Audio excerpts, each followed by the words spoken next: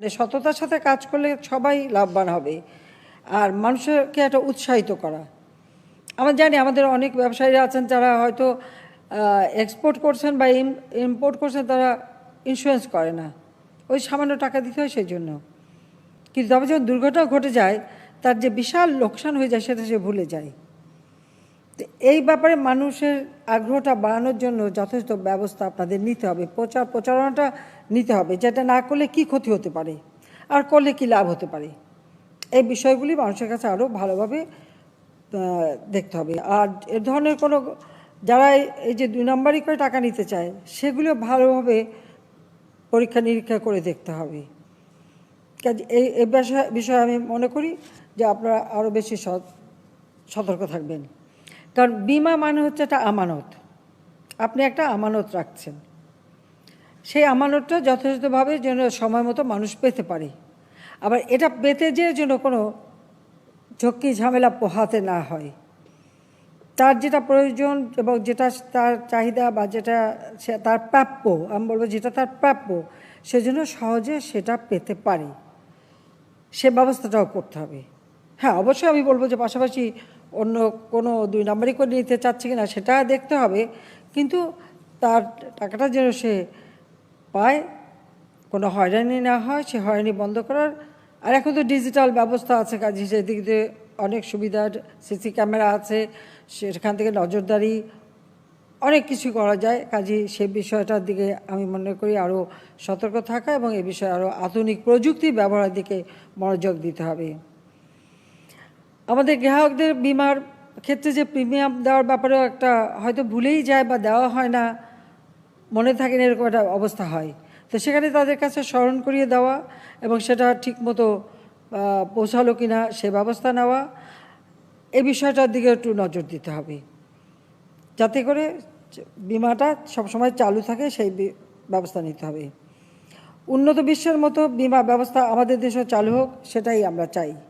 আমাদের সরকার যে ইন্স্যুরেন্স কোম্পানিগুলি দিয়েছে সেগুলি আরও কার্যকর করতে হবে। এবং ইতিমধ্যে আপনারা জানেন যে আমরা যেহেতু অ্যাকচুয়ালি আমরা দেশে পাই না, যার কারণে তাদের শিক্ষার জন্য, ট্রেনিংয়ের জন্য আমরা বিশেষ বৃত্তির ব্যবস্থা করেছি। তবে বৃত্তি দেওয়ার পর আমি এটাও আবার তাদেরকে সতর্ক করেছি, এটা আমারই অনুরোধে করা হয়েছে, আমি ব্যবস্থা করেছি, কিন্তু সাথে সাথে এটাও সতর্ক করেছি যে যাদেরকে আমরা বৃত্তি দেব, বিদেশে যাবে, অ্যাকচুয়ালি হিসেবে শিক্ষা গ্রহণ করবে, তার জন্য ফিরে এসে দেশের জন্য কাজ করে। আর এটা যদি না আসে বা কেউ যদি ফাঁকি দেয়, তার বিরুদ্ধে যথেষ্ট ব্যবস্থা নিতে হবে। মানে এমন একটা ব্যবস্থা নিতে হবে যে আমাদের বৃত্তি নিয়ে পড়াশোনা করে, কারণ ওখানে পড়াশোনা ডিগ্রি পেলে ইংল্যান্ডে বিশেষ করে সাথে সাথে চাকরি পেয়ে যায়। তো আবার ওই চাকরির লোভে যেন চলে না যায়, সেদিকে লক্ষ্য রাখতে হবে। কিন্তু যাদেরকে দেবেন তারা যেন ঠিকমতো মানে শিক্ষা নিয়ে আসে, কারণ দেশের জন্য তো কাজ করতে হবে সবাইকে। সবার ভিতরে এই দেশের প্রতি একটা দায়িত্ববোধ থাকতে হবে, সেই বিষয়টার দিকে আমি বলবো আমাদের এটা আমাদের অর্থ মন্ত্রণালয়কেও যেমন দেখতে হবে, আর সাধারণ মানুষের মাঝেও আমার মনে হয় এই চেতনাটা আরও জাগ্রত করতে হবে, সেদিকে আপনারা দেখবেন। আমাদের ইতিমধ্যে আমরা একটা ঘোষণা দিয়েছি, আপনারা জানেন যে আমরা সার্বজনীন একটা পেনশনের ব্যবস্থা করতে যাচ্ছি, যেটা আমি মনে করি যে আমাদের দেশের মানুষ, আসলে আমাদের অল্প ছোট দেশ, বিশাল জনসংখ্যা, কিন্তু এই জনসংখ্যার জন্য তাদের একটা সুরক্ষিত জীবন দেওয়া। আর আমি চাই এদেশে কোনো মানুষ দরিদ্র থাকবে না, হতদরিদ্র থাকবে না, প্রত্যেকের জীবন জীবিকা চালুর মতো একটা সুন্দর ব্যবস্থা আমাদের সমাজে হবে, অর্থনৈতিকভাবে হবে। সেদিকে লক্ষ্য রেখেই আমরা প্রতিটি পরিকল্পনা নিচ্ছি, কাজ করে যাচ্ছে এবং তার সুফলও মানুষ পাচ্ছে। আজকে প্রায় শতভাগ আমরা বিদ্যুৎ দিতে পেরেছি, রাস্তাঘাটের উন্নতি করছি, ব্রডব্যান্ড সারা বাংলাদেশে পৌঁছে যাচ্ছে, স্যাটেলাইট আমরা ব্যবহার করছি, আমরা প্রযুক্তি ব্যবহার করে আর্থিকভাবে সচ্ছলতা নিয়ে আসছি। কাজে এই আধুনিক প্রযুক্তির যুগে আমাদের ইন্স্যুরেন্স কোম্পানিও আরও বেশি সচল হবে এবং মানুষ যে এই আমানতটা রেখে তার জীবনটাকে বা ভবিষ্যৎকে সুরক্ষিত করতে পারে বা ছেলেমেয়ের ভবিষ্যৎটাও সুরক্ষিত করতে পারে, তার শিক্ষা দীক্ষা চিকিৎসা সব দিক থেকেই যে সুরক্ষা পায়, এই বিষয়টাকে ব্যাপক প্রচার করে মানুষকে আরও কাছে এগিয়ে নিয়ে আসা, এটাই আপনারা দেখবেন, সেটা আমি চাই। আমি আর সময় নেব না, অনেক সময় নিলাম। আমি এটুকুই বলতে চাই যে আসলে বিমার সাথে তো আমাদের একটা জীবনের অনেক একটা গুরুত্বপূর্ণ অংশ জড়িয়ে আছে, কারণ আমার যেহেতু নিজেই এই বিমা কোম্পানিতে কাজ করেছেন, আর সেই সাথে আমি চাই আমাদের দেশেও এই বিমা সম্পর্কে মানুষের আগ্রহ বাড়ুক। আমরা বেসরকারি খাতে এতগুলি বিমা কোম্পানি দিয়েছি, কাজে আপনারাও একটু আন্তরিকতার সাথে কাজ করেন, মানুষকে এই বিমা গ্রহণ করা বা এই খাতে যাতে সম্পৃক্ত হয় সে ব্যাপারে ব্যবস্থা নেন। আমাদের দেশকে আমরা এগিয়ে নিয়ে যাচ্ছি, ইতিমধ্যে আমাদের মাথাপিছু আয় বেড়েছে, আমরা এই করোনাকালীন সময়েও আমাদের অর্থনৈতিক চাকা সচল রাখতে সক্ষম হয়েছি। আমরা দেশকে এগিয়ে নিয়ে যেতে চাই। আজকে আমরা উন্নয়নশীল দেশের মর্যাদা পেয়েছি, সেটা ধরে রেখে বাংলাদেশকে আমরা উন্নত সমৃদ্ধ দেশ হিসেবে গড়ে তুলতে চাই।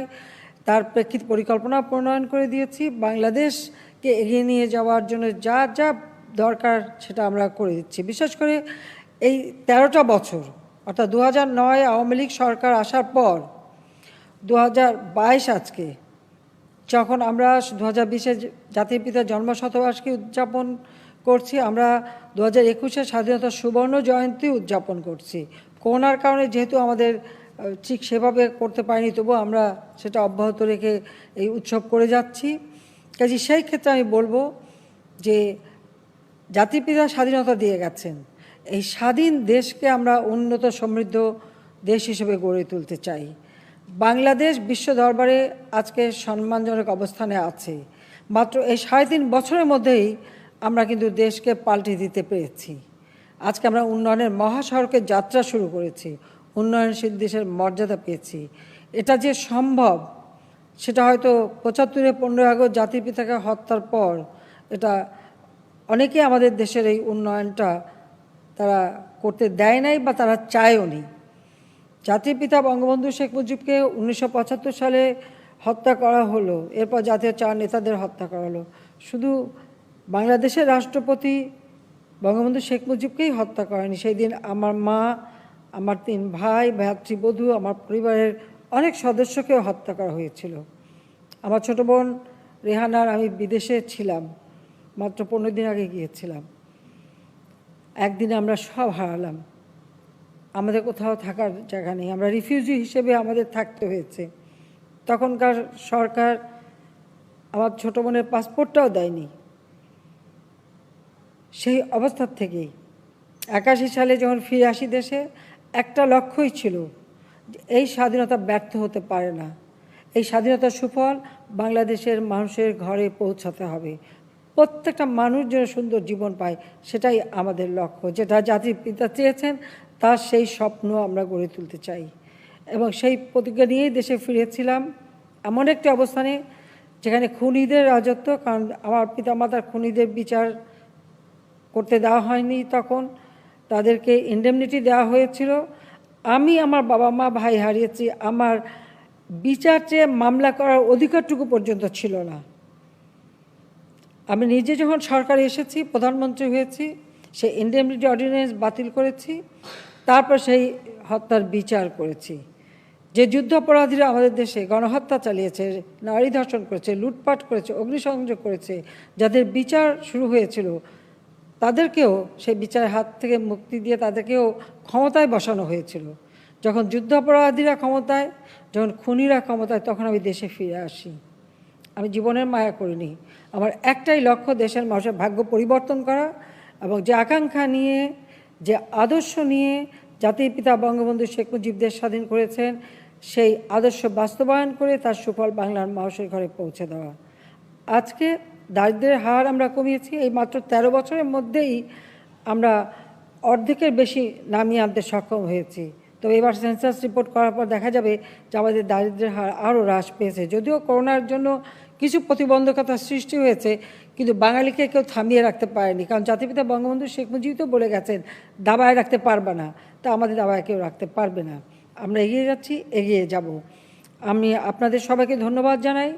এই বাংলাদেশ উন্নত সমৃদ্ধ সোনার বাংলাদেশ গড়ে উঠুক, সেটাই আমাদের কাম্য। এই মাসে, সেটাই আমরা আশা করি। ইনশাআল্লাহ আমরা তা করতে পারবো। প্রজন্মের পর প্রজন্ম সুন্দরভাবে এই বদ্বীপ ভূমিতে বসবাস করবে, সে পরিকল্পনা আমি দিয়ে যাচ্ছি। কাজে আপনারা দেশকে এগিয়ে নিয়ে যাবেন, সেটাই আশা করি। সবাইকে ধন্যবাদ এবং ধৈর্য ধরে দীর্ঘ সময় আমার বক্তব্য শোনার জন্য আবারও ধন্যবাদ জানিয়ে আমার বক্তব্য শেষ করছি।